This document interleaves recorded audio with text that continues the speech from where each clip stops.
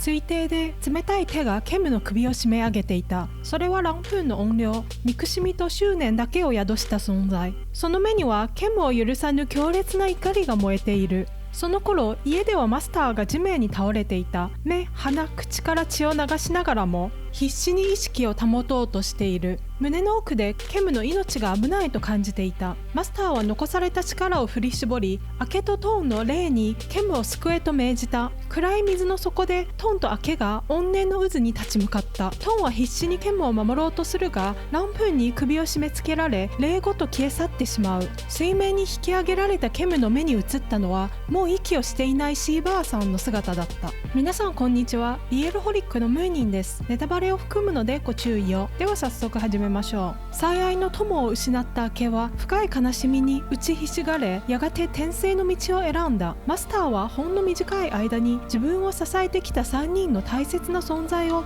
立て続けに失ってしまった。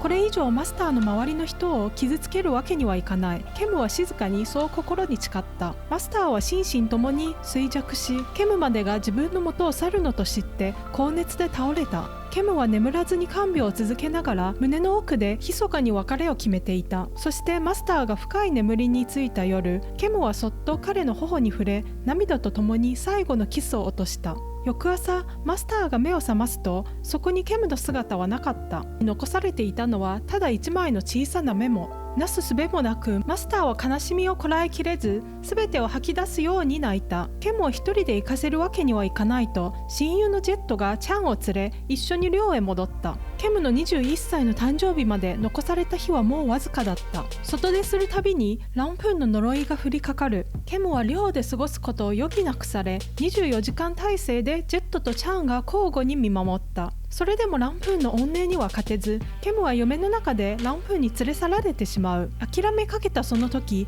マスターが現れ、そして間一髪でケムを夢の中から現実へと引きずり出した。久しぶりにマスターを前にしたケムはすがりつくように抱きしめ、離れようとしなかった。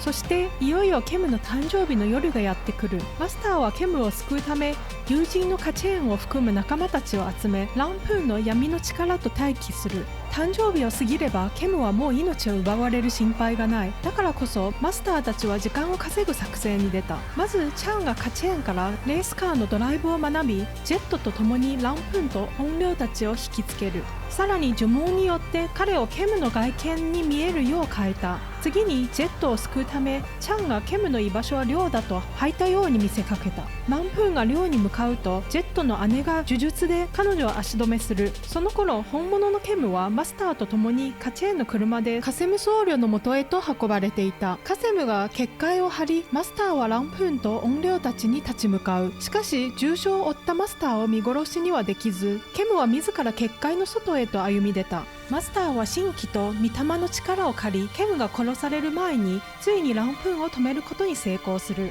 このまま一気に魂を破壊しようとした時、カセムがランプーンをかばい許してほしいと頼んだ。そしてカセムは自分こそがかつてのランプーンの息子だったのだと真実を見せた。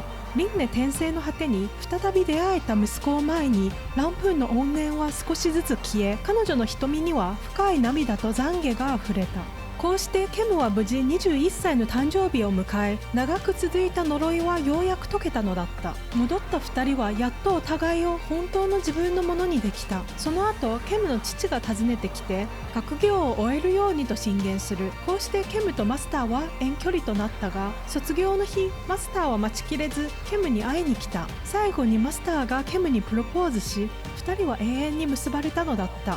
また次回お会いしましょう。ではでは。